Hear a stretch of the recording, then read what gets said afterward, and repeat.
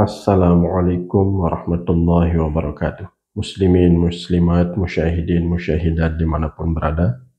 Sayyidina Anas meriwayatkan ada seorang laki-laki pada zaman Rasulullah Sallallahu Alaihi Wasallam yang bertugas menulis untuk baginda Nabi Sallallahu Alaihi Wasallam. Orang ini, laki-laki ini sudah membaca surat Al-Baqarah dan Ali Imran. Dan setiap kali dia membaca surat Al-Baqarah dan Ali Imran, dia merasa bangga, dia merasa sombong. Kemudian pada suatu hari Rasulullah Shallallahu Alaihi Wasallam memintanya untuk menulis. Rasulullah menyuruhnya menulis kalimat Ghafurur Rahimah. Orang ini malah menulis Aliman Hakimah. Rasulullah menegur. Orang ini berkata, saya menulis apa yang Tuhan minta. Kemudian Rasulullah menyuruhnya menulis Aliman Hakimah.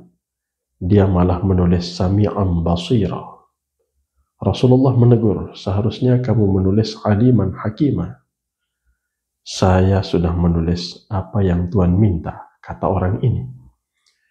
Kemudian Sayyidina Anas meriwayatkan orang ini murtad. Wal'iyadu billah. Dia keluar dari Islam. Dia berjumpa dengan kaum musyrikin, orang-orang yang musyrik. Kemudian orang ini berkata, akulah orang yang paling mengerti, paling tahu tentang Muhammad di antara kalian.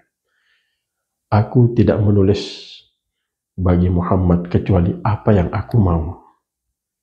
Singkat cerita, orang ini meninggal dunia. Rasulullah bersabda bahwa jenazahnya tidak akan diterima oleh bumi. Dan benar saja Abu Talhah pergi ke tempat di mana orang ini dikuburkan. Dia menjumpai mayatnya tergeletak di atas tanah. Sahabat Abu Talhah bertanya, apa gerangan yang terjadi dengan orang ini? Orang-orang itu menjawab, berkali-kali kami kuburkan, tapi dia tetap ditolak oleh bumi.